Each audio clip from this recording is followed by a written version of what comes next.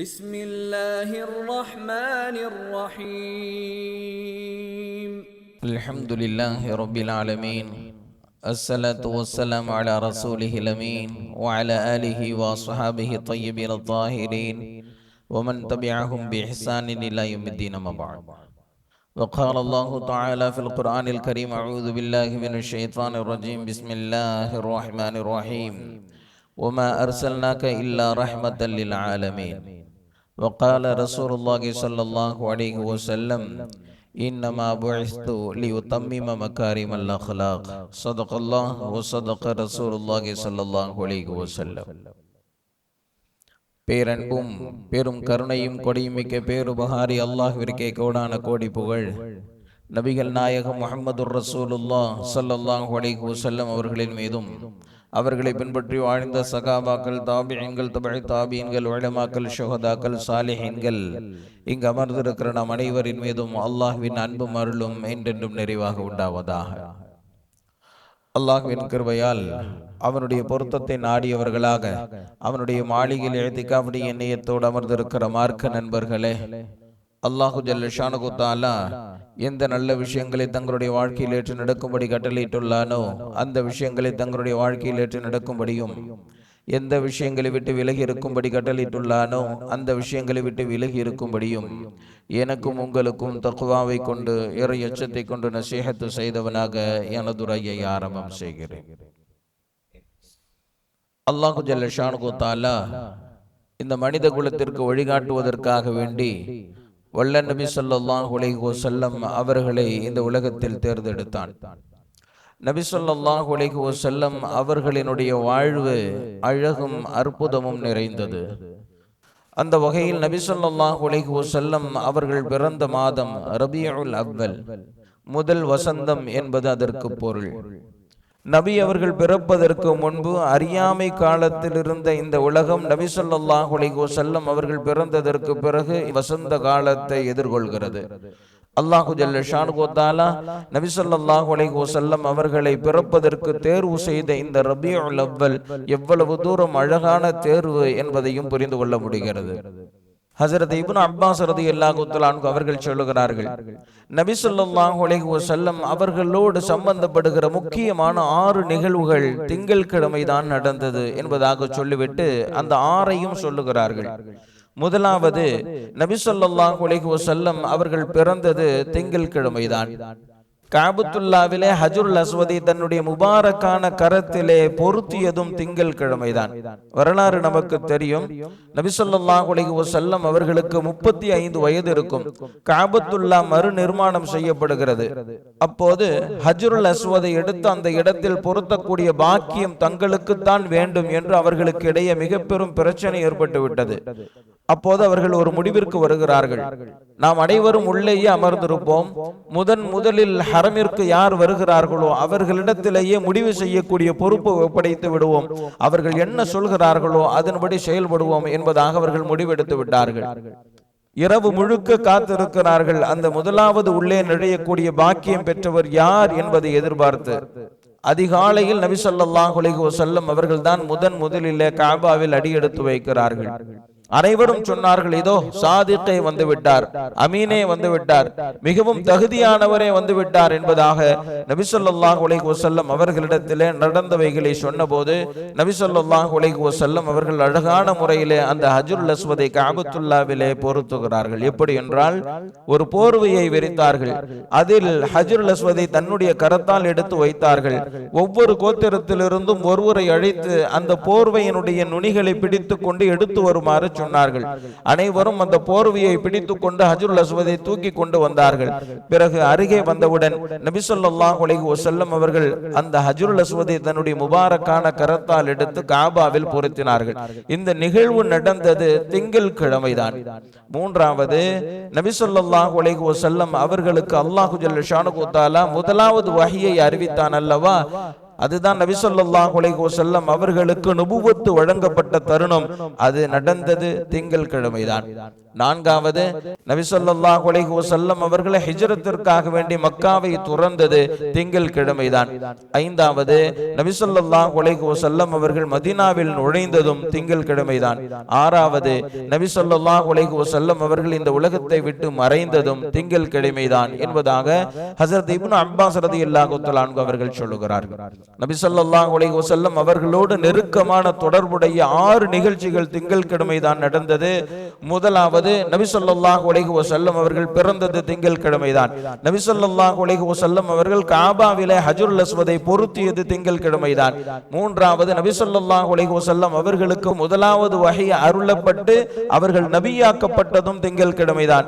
நான்காவது, நபி ஸல்லல்லாஹு அலைஹி வஸல்லம் அவர்கள் ஹிஜ்ரத்திற்காக வேண்டி மக்காவை துறந்ததும் திங்கள்கிழமைதான். ஐந்தாவது, நபி ஸல்லல்லாஹு அலைஹி வஸல்லம் அவர்கள் மதீனாவில் நுழைந்ததும் திங்கள்கிழமைதான். ஆறாவது, நபி ஸல்லல்லாஹு அலைஹி வஸல்லம் அவர்கள் இந்த உலகை விட்டு மறைந்ததும் திங்கள்கிழமைதான் என்பதாக ஹஜ்ரத் இப்னு அப்பாஸ் ரலியல்லாஹு தஆலா அன்ஹு அவர்கள் சொல்லுகிறார்கள். இப்படி நபி ஸல்லல்லாஹு அலைஹி வஸல்லம் அவர்களினுடைய அனைத்து அசைவுகளையும் அற்புதம் நிறைந்ததாகவும் அழகு நிறைந்ததாகவும் அல்லாஹ் ஆக்கினான். நபி ஸல்லல்லாஹு அலைஹி வஸல்லம் அவர்கள் பிறப்பதற்கு முன்பு அல்லாஹ் ஜல்ல ஷானுஹு தஆலா ஜின்கள் வானலோகத்தை அடைவதை தடை செய்தான்.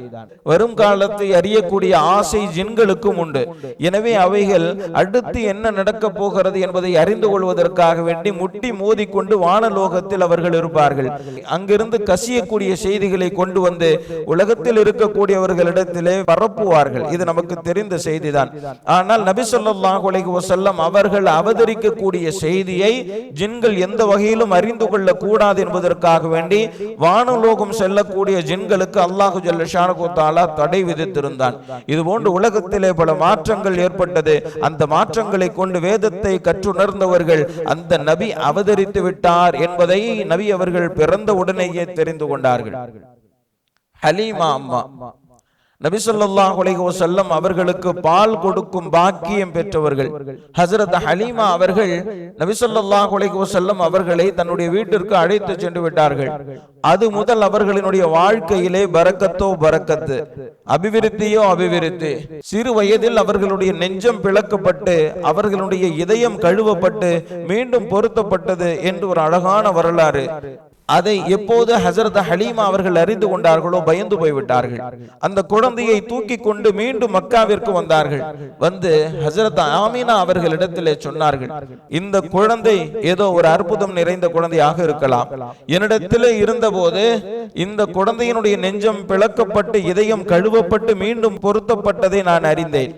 எனவே பயத்தில் நான் இந்த குழந்தையை அழைத்து வந்து விட்டேன் என்பதாக ஹஜ்ரத் ஹலீமா அவர்கள் அன்னை ஆமினா அவர்களிடத்திலே சொன்னபோது ஹஜ்ரத் ஆமினா அம்மையார் அவர்கள் சொன்னார்கள், இந்த குழந்தை ஒரு பேர் அற்புதம் நிறைந்த குழந்தை. இந்த குழந்தை என்னுடைய வயிற்றில் தரித்த போது எந்த சுமையையும் நான் உணரவில்லை. இந்த குழந்தையை நான் பெற்றெடுத்த போது எந்த வலியையும் நான் உணரவில்லை. இந்த குழந்தை பிறந்த போது எந்த பிரசவ தீட்டும் ஏற்படவில்லை. இந்த குழந்தை பிறக்கிற போது சஜிதா செய்த நிலையில் தான் பிறந்தது. இந்த குழந்தை பிறந்த போது என்னிலிருந்து ஒரு ஒளி வெளிப்பட்டது. அந்த பிரகாசத்தில் நான் கைசர் கிஸ்ராவினுடைய அரண்மனையை கண்டேன் என்பதாக ஹஜ்ரத் ஆமினா அம்மையார் அவர்கள் விளக்கம் தருகிறார்கள்.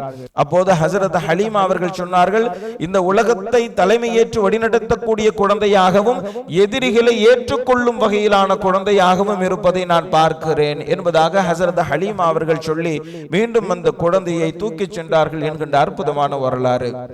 அல்லாஹு ஜல்ல ஷானுஹு தஆலா இந்த அழகிய குழந்தையினுடைய அற்புதங்களை வெளிப்படுத்திய உடனேயே வேதத்தை கற்றறிந்தவர்கள் அந்த குழந்தை பிறந்து விட்டது என்பதை உணர்ந்தார்கள். அந்த குழந்தை எங்கு இருக்கிறது என்பதை தேடி சென்றார்கள். சிலர் நல்ல எண்ணத்தில், சிலர் கெட்ட எண்ணத்தில். அங்கும் இங்கும் அலைந்தவர்கள் கடைசியில் ஹஜ்ரத் ஹலீமா அவர்களையே அடைந்து விட்டார்கள்.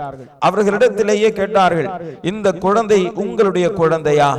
ஏதோ ஒன்று நடக்க போகிறது என்பதை உணர்ந்து கொண்ட ஹஜ்ரத் ஹலீமா அவர்கள், ஆம், அது என்னுடைய குழந்தைதான் என்பதாக சொன்னார்கள். இந்த குழந்தையை நீங்கள் வயிற்றில் சுமக்கிற போது சுமையை உணர்ந்தீர்களா என்பதாக கேட்டார்கள். இல்லை என்பதாக சொன்னார்கள். பிறக்கிற போது வலியை உணர்ந்தீர்களா என்பதாக கேட்டார்கள். இல்லை என்பதாக சொன்னார்கள். பிரசவ தீட்டு ஏற்பட்டதா என்பதாக என்பதாக கேட்டார்கள். இல்லை என்பதாக சொன்னார்கள். இவர்கள் கேட்கிற கேள்வியை வைத்து ஹஜரத் ஹலீமா அவர்கள் கொஞ்சம் பயந்து விட்டார்கள். எனவே அடுத்த கேள்வியை கொஞ்சம் மாற்றி சொன்னார்கள். அவர்கள் கேட்டார்கள், இந்த குழந்தையினுடைய தந்தை உயிரோடு இருக்கிறாரா என்பதாக.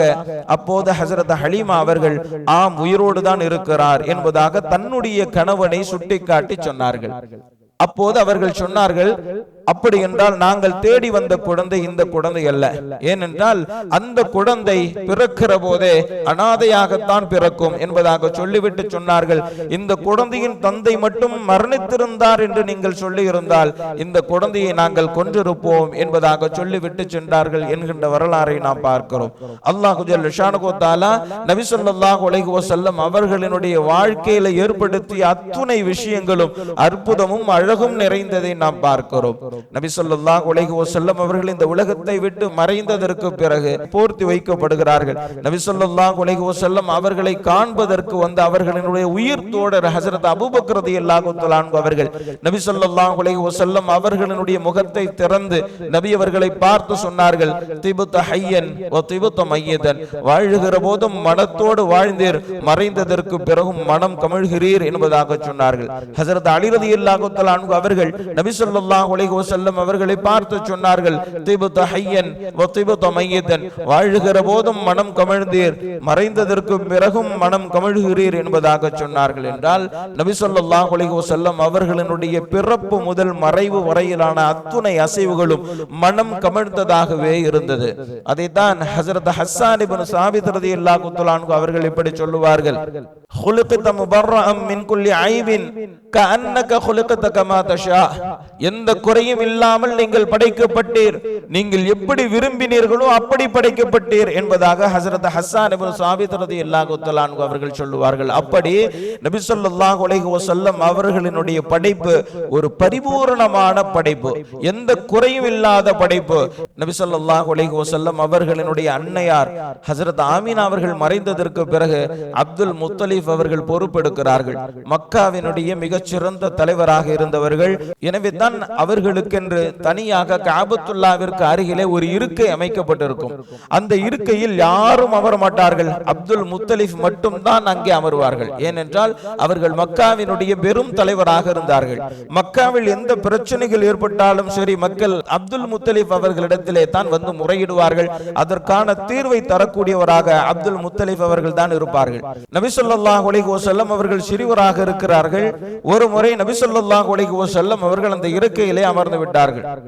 அதை பார்த்த அப்துல் முத்தலிஃபினுடைய அடிமைகள் நபி ஸல்லல்லாஹு அலைஹி வஸல்லம் அவர்களை எழுப்புவதற்கு முயற்சித்த நேரத்திலே அப்துல் முத்தலிஃப் அவர்கள் சொன்னார்கள், வேண்டாம், விட்டு விடுங்கள், வேண்டாம், அந்த குழந்தை அங்கே அமர்வதற்கு முழு தகுதியை பெற்ற குழந்தை என்பதாக அப்துல் முத்தலிஃப் அவர்கள் சொன்னார்கள். என்றால் நபி அவர்களுக்கு நுபுவத்து கிடைத்ததற்கு பிறகல்ல, நபி ஸல்லல்லாஹு அலைஹி வஸல்லம் அவர்கள் பிறந்த நேரத்திலேயே அவர்களுக்கென்று ஒரு தனி தகுதி இருக்கிறது என்பதை இந்த உலகம் உணர ஆரம்பித்து விட்டது. ஏன், நபி ஸல்லல்லாஹு அலைஹி வஸல்லம் அவர்கள் பிறப்பதற்கு முன்பே அந்த குழந்தை பிறக்க போகிறது என்பதை இந்த உலகம் அறிய துவங்கிவிட்டது.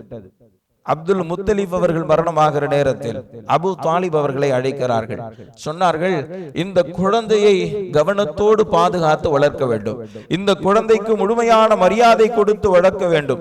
எந்த அளவிற்கு என்று சொன்னால், இந்த குழந்தை தூங்குகிற போது மற்ற குழந்தைகளை எப்படி நீ தூங்காற்றுகிறாயோ அப்படி அந்த குழந்தையை தூங்க வைக்க கூடாது, தன்னுடைய மடியில் வைத்துத்தான் அந்த குழந்தையை தூங்க வைக்க வேண்டும் என்பது வரை அப்துல் முத்தலிப் அவர்கள் அபு தாலிப் அவர்களுக்கு வசியத்து செய்துவிட்டு சென்றார்கள். அபு தாலிபினுடைய மற்ற குழந்தைகள் எல்லாம் அவரவர்களும் அவரவர்களுடைய இருக்கையிலே தூங்குவார்கள். ஆனால் நபி ஸல்லல்லாஹு அலைஹி வஸல்லம் அவர்கள் மட்டும் அபு தாலிப் அவர்களினுடைய மடியிலேயே உறங்கக்கூடியவர்களாக இருந்தார்கள். அபு தாலிப் அவர்கள் சொல்லுகிறார்கள், ஒரு நாள் என்னுடைய மகன் என்னுடைய மடியில் படுக்க வைக்க நான் முயற்சித்த நேரத்திலே நான் சொன்னேன், தூங்குவதற்கு தகுந்தவாறு உன்னுடைய ஆடைகளை மாற்று என்பதாக என்னுடைய மகனிடத்தில் சொன்னேன். அப்போது உங்களுக்கு முன்னால் நின்று கொண்டு நான் எப்படி என்னுடைய ஆடையை மாற்ற முடியும் என்பதாக சொன்னார். அப்போது நான் சொன்னேன், நான் திரும்பிக் கொள்கிறேன், உன்னுடைய ஆடையை மாற்று என்பதாக சொன்னேன். பிறகு நான் திரும்பிக் கொண்டேன்.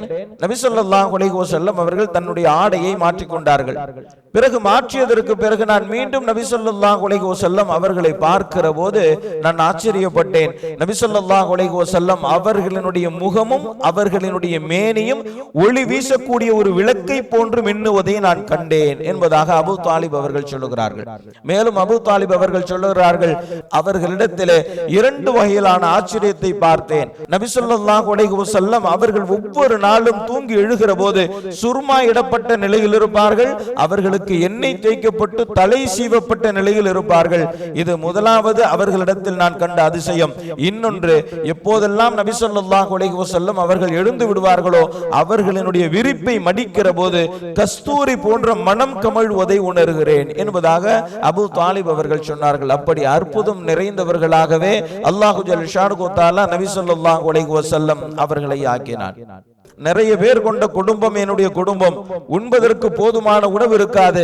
எப்போதெல்லாம் நபி ஸல்லல்லாஹு அலைஹி வஸல்லம் அவர்களும் அமர்ந்து எங்களோடு சாப்பிடுவார்களோ அப்போது எல்லோருக்கும் போதுமான உணவாக அது ஆகிவிடும், எல்லோருக்கும் வயிறு நிரம்பிவிடும். ஆனால் எப்போதாவது நபி ஸல்லல்லாஹு அலைஹி வஸல்லம் அவர்கள் இல்லாத நிலையில் நாங்கள் அமர்ந்து உணவு உட்கொண்டால் எங்களுக்கு வயிறு நிரம்புவதில்லை, அந்த உணவு எங்களுக்கு போதுமானதாக இருப்பதில்லை என்பதாக அபூ தாலிப் அவர்கள் தான் சொல்லுகிறார்கள். ஆக பிறந்ததிலிருந்து பரக்கத்தானவர்கள் நபி ஸல்லல்லாஹு அலைஹி வஸல்லம் அவர்கள். சம்பாத்தியத்தில் நபி அவர்களை ஈடுபடுத்த வேண்டும் என்கின்ற அவாவில் அபூ தாலிப் அவர்கள் அன்னை ஹதீஜா ரலியல்லாஹு தஆலா அன்ஹா அவர்களை சென்று சந்தித்தார்கள். என்னுடைய மகன் முஹம்மது நபி ஸல்லல்லாஹு அலைஹி வஸல்லம் அவர்கள் அவர்களையும் உங்களுடைய வியாபாரத்தில் இணைத்துக் கொள்ளுங்கள் என்பதாக சொன்னார்கள். அன்னை ஹதீஜா அம்மா அவர்கள், மற்றவர்களுக்கு நான் வழங்கக்கூடிய சம்பளத்தை விட கூடுதலாகவே நான் தருகிறேன், அவர்களை என்னிடத்தில் அனுப்பி வையுங்கள் என்பதாக சொன்னார்கள். ஹஜ்ரத் ஹதீஜா அம்மையார் அவர்கள் நபி ஸல்லல்லாஹு அலைஹி வஸல்லம் அவர்களினுடைய உயர்வையும் மேன்மையையும் அப்போதே அவர்கள் அறிந்திருந்த காரணத்தினால் அப்படி சொன்னார்கள். அப்போது நபி ஸல்லல்லாஹு அலைஹி வஸல்லம் அவர்களை தன்னுடைய வியாபார பிரதிநிதியாக அன்னை ஹதீஜா அவர்கள் சிரியாவிற்கு அனுப்புகிறார்கள். அப்படி அனுப்புகிற போது தன்னுடைய அடிமை மைசராவை அழைத்து சொன்னார்கள், இவர்களோடு நீனும் செல்ல வேண்டும், அவர்கள் என்னென்ன செய்கிறார்கள், அவர்களுக்கு என்னென்ன நடக்கிறது என்பதை கண்காணித்து அது என்னிடத்தில் வந்து சொல்வதுதான் உன்னுடைய வேலை என்பதாக சொல்லி மைசராவையும் உடன் அனுப்பினார்கள். வியாபாரம் முடிந்து மீண்டும் திரும்பியதற்கு பிறகு மைசராவை அழைத்து அன்னை ஹதீஜா அம்மையார் அவர்கள் கேட்டார்கள், அவர்களிடத்தில் என்ன கண்டாய் என்பதாக. அப்போது மைசரா அவர்கள் சொன்னார்கள், 3 விஷயங்களே நான் அதிசயமாக அவர்களிடத்திலே கண்டேன். முதலாவது விஷயம், அவர்கள் சிரியாவை சென்று அடைகிற வரை மேகம் அவர்களுக்கு குடைபிடித்து வந்ததை நான் பார்த்தேன். அவர்களிடத்திலே நான் சொன்னேன், நாம் இருவரும் ஓட்டப்பந்தயம் வைத்து ஓடலாமா என்பதாக கேட்டேன். சரி என்பதாக சொன்னார்கள். பிறகு நாங்கள் இருவரும் ஓடி பார்த்தோம். ஓடி பார்க்கிற போது நான் உறுதி செய்து கொண்டேன், மேகம் அவர்களுக்கு பிரத்யேகமாக குடைபிடிக்கிறது என்பதாக மைசரா சொல்லுகிறார்கள். நடந்து வருகிறார்கள், மேகம் குடைபிடிக்கிறது. ஓடி பார்க்கலாம் என்று ஓடி பார்த்தோம், அப்போதும் அவர்களுக்கு மேகம் குடைபிடித்தது. எனவே அவர்களுக்கு பிரத்யேகமாகவே இந்த மேகம் குடைபிடிக்கிறது என்பதை உறுதி செய்து கொண்டேன் என்பதாக மைசரா சொல்லுகிறார். இது முதலாவது. இரண்டாவது, போகிற வழியில் மரத்திலிருந்து கனியை பறித்து புசிக்கலாம் என்று நாங்கள் எண்ணினால் அவர்களுக்கு அந்த மரமே வளைந்து தன்னுடைய கனிகளை வழங்குகிறது, இதை நான் பார்த்தேன் என்பதாக இரண்டாவது செய்தியை சொல்லுகிறார்கள். மூன்றாவது செய்தியை சொல்லுகிறார்கள், பலரும் அமர்ந்து வியாபாரத்தில் ஈடுபட்டார்கள். அப்போது நபி ஸல்லல்லாஹு அலைஹி வஸல்லம் அவர்கள் ஒரு மரத்திற்கு கீழே அமர்ந்து வியாபாரம் செய்தார்கள். அவர்களுக்கு அருகே நான் நின்று கொண்டிருந்தேன். அப்போது வேதக்காரர்களில் சிலர் என்னிடத்திலே வந்து இவர்கள் யார் என்பதாக விசாரித்தார்கள்.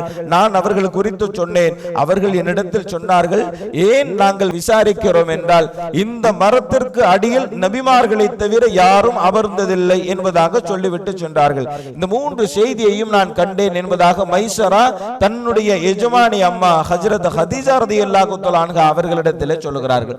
3 செய்தியை நான் கண்டேன். முதலாவது, நபி ஸல்லல்லாஹு அலைஹி வஸல்லம் அவர்களுக்கு மேகம் குடைபிடித்தது. இரண்டாவது, ஏதாவது கனியை பறித்து புசிக்கலாம் என்று எத்தனிக்கிற போது அந்த மரமே வளைந்து தன்னுடைய கனிகளை வழங்குகிறது. மூன்றாவது, ஒரு மரத்திற்கு அடியிலே நபி ஸல்லல்லாஹு அலைஹி வஸல்லம் அவர்கள் அமர்ந்து வியாபாரம் செய்தார்கள். வேதத்தை கற்ற அறிஞர்கள் சிலர் என்னிடத்தில் விசாரித்தார்கள், இவர்கள் யார் என்பதாக. நான் அவர்கள் குறித்து சொன்னேன். அப்போது அவர்கள் சொன்னார்கள், இந்த மரத்திற்கு அடியில் நபிமார்களை தவிர யாரும் அமர்ந்ததில்லை என்பதாக சொல்லி சென்றார்கள் என்கின்ற செய்தியை மைசரா அவர்கள் தன்னுடைய எஜமானி அம்மா ஹஜ்ரத் ஹதீஜா ரலியல்லாஹு ரலியல்லாஹு தஆலா அன்ஹா அவர்களிடத்திலே சொன்னார்கள். அப்படி நபி ஸல்லல்லாஹு அலைஹி வஸல்லம் அவர்களினுடைய முழு வாழ்க்கையையும் அல்லாஹ் ஜல்ல ஷானஹு தஆலா அற்புதமானதாக ஆக்கினான். பிறகுதான் அன்னை ஹதீஜா அம்மா அவர்கள் ஒரு கனவு காண்கிறார்கள். அந்த கனவிலே தன்னுடைய வீட்டில் ஒரு சந்திரன் விழுந்து மறைவதை போன்று ஒரு கனவு கண்டார்கள். என்னுடைய வீட்டிற்குள் ஒரு சந்திரன் விழுந்து மறைந்தது என்பதாக நான் கனவு கண்டேன் என்பதாக தன்னுடைய பெரிய தந்தையினுடைய மகனார் வரக்காவிடத்திலே சென்று சொல்லுகிறார். அப்போது வரக்கா சொன்னார், உன்னுடைய வீட்டிற்குள் நுபுவத்து நுழைய போகிறது என்பதாக சொன்னார். உன்னுடைய வீட்டிற்குள் நுபுவத்து நுழைய போகிறது என்பதாக சொன்னார்கள். அதற்கு பிறகுதான் 25வது வயதில் அன்னை ஹதீஜா அம்மா அவர்களை மணம் முடித்தார்கள்.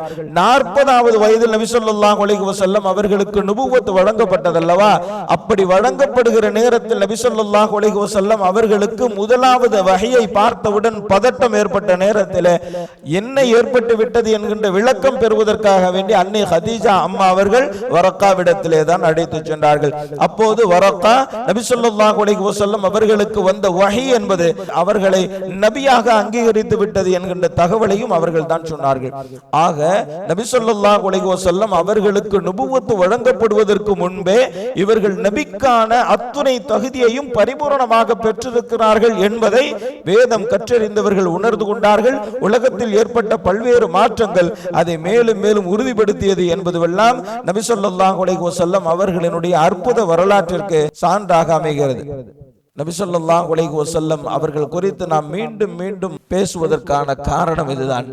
நபி ஸல்லல்லாஹு அலைஹி வஸல்லம் அவர்களை அழகாகவும் அற்புதமாகவும் விரிவாகவும் பேசுவதற்குண்டான சந்தர்ப்பம் இந்த ரபியுல் அவ்வல் மாதத்திலே கிடைக்கிறது.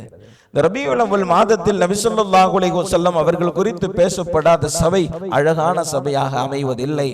நபி ஸல்லல்லாஹு அலைஹி வஸல்லம் அவர்களை அல்லாஹ்வே ரசிக்கிறான், அவனே வர்ணிக்கிறான், அவனே உயர்த்தி பேசுகிறான், அவனே நபி ஸல்லல்லாஹு அலைஹி வஸல்லம் அவர்களை மென்மேலும் கண்ணியப்படுத்துகிறான் என்று சொன்னால் நபி ஸல்லல்லாஹு அலைஹி வஸல்லம் அவர்களை எவ்வளவு தூரம் நாம் பேச வேண்டும், எவ்வளவு தூரம் அவர்களை படிக்க வேண்டும், எவ்வளவு தூரம் அவர்களின் வார்த்தைகளை மனனம் செய்ய வேண்டும், அதிலே தனி கவனம் எடுக்க வேண்டும். குறிப்பாக இது போன்ற காலகட்டத்திலாவது நபி ஸல்லல்லாஹு அலைஹி வஸல்லம் அவர்களினுடைய வாழ்க்கையை படிப்பதிலே முனைப்பு காட்ட வேண்டும். நம் வீட்டு குழந்தைகளுக்கு நபி ஸல்லல்லாஹு அலைஹி வஸல்லம் அவர்கள் குறித்து நமக்கு எவ்வளவு தெரியுமோ அவ்வளவையும் அவர்களுக்கு எடுத்து சொல்ல வேண்டும். நபி அவர்களை தலைவராக கொண்டிருக்கக்கூடிய ஒரு குழந்தை, அந்த குழந்தை வாழுகிற வரை வழி தவறாது. நபி ஸல்லல்லாஹு அலைஹி வஸல்லம் அவர்களை நேசிக்கக்கூடிய ஒருவர் கடைசி வரை வழி தவற மாட்டார். எனவே நபி ஸல்லல்லாஹு அலைஹி வஸல்லம் அவர்களை அல்லாஹ் கண்ணியப்படுத்தினான், அழகையும் அற்புதத்தையும் கொண்டு அவர்களை போற்றுகிறான். எப்போதும் நபி ஸல்லல்லாஹு அலைஹி வஸல்லம் அவர்கள் தான் அற்புதத்திற்கு சொந்தக்காரர் என்பதை தானே முன்வைந்து காட்டியதில்லை, அல்லாஹ் தான் காட்டினார். நபி ஸல்லல்லாஹு அலைஹி வஸல்லம் அவர்களினுடைய அற்புதத்திற்கு பின்னால் நீங்கள் பாருங்கள், அந்த அற்புதத்தை கொண்டு உலகத்தினுடைய எந்த ஆதாயத்தையும் நபி அவர்கள் அடைந்ததில்லை. ஒரு மனிதன் என்கின்ற அடிப்படையில் ஏற்படக்கூடிய அத்துணை கூறுகளையும் மனம் வந்து ஏற்றுக்கொண்டவர்கள் மாநபி ஸல்லல்லாஹு அலைஹி வஸல்லம் அவர்கள். பசி, நோய், தாகம், கவலை, கஷ்டம் எல்லாம் வந்தது. ஒரு மனிதன் என்கின்ற அடிப்படையில் என்னென்ன சிரமங்கள் என்னென்ன கஷ்டங்கள் வருமோ எல்லா சிரமங்களையும் எல்லா கஷ்டங்களையும் நபி ஸல்லல்லாஹு அலைஹி வஸல்லம் அவர்கள் அனுபவித்ததோடு தான் அல்லாஹ் ஜல்ல ஷானஹு தஆலா அவர்களிடத்திலே அற்புதத்தை வெளிப்படுத்தினார். அதையும் நபி ஸல்லல்லாஹு அலைஹி வஸல்லம் அவர்கள் தன்னுடைய இன்பத்திற்காக வேண்டியோ தன்னுடைய ஆதாயத்திற்காக வேண்டிய அந்த அற்புதத்தை பயன்படுத்தியதில்லை. தன்னுடைய தோழர்களினுடைய கவலை நீக்குவதற்கு, தன்னுடைய தோழர்களுடைய பசியை போக்குவதற்கு, தன்னுடைய தோழர்களுக்கு உதவி செய்வதற்காக வேண்டித்தான் அந்த அற்புதத்தை நிகழ்த்தி இருக்கிறார்கள் என்றெல்லாம் நாம் பார்க்கிற போது மாநபி ஸல்லல்லாஹு அலைஹி வஸல்லம் அவர்கள் எவ்வளவு தூரம் மகா கருணை கொண்டவர்களாக இருந்தார்கள் என்பதை கூட புரிந்து கொள்ள முடிகிறது. ஆக நபி ஸல்லல்லாஹு அலைஹி வஸல்லம் அவர்கள் சம்பந்தப்பட்ட அனைத்து மஜ்லிஸ்களிலும் அமர்ந்து அந்த பரக்கத்தையும் பாக்கியத்தையும் நாம் அடைந்து கொள்ள வேண்டும். அல்லாஹ் ஜல்ல ஷானஹு தஆலா அப்படி ஒரு நல்ல தௌஃபீகை நமக்கு தந்தருள்வானாக. வ ஆகிர் தஅவானா அல்ஹம்துலில்லாஹி ரப்பில் ஆலமீன். அஸ்ஸலாமு அலைக்கும் வ ரஹ்மத்துல்லாஹி வ பரகாத்துஹு. பள்ளிவாசலின் பராமரிப்பிற்காக வேண்டி தாராளமாக உதவி செய்யுங்கள். அல்லாஹ் ஜல்ல ஷானஹு தஆலா நாம் செய்யக்கூடிய உதவிகளுக்கு நிரப்பமான நற்கூலியை வழங்குவானாக. ஹபீபல்லாஹ் ரசூலல்லாஹ் இமாமல் முர்சலீன். ஹபீபல்லாஹ் ரசூலல்லாஹ் இமாமல் முர்சலீன்.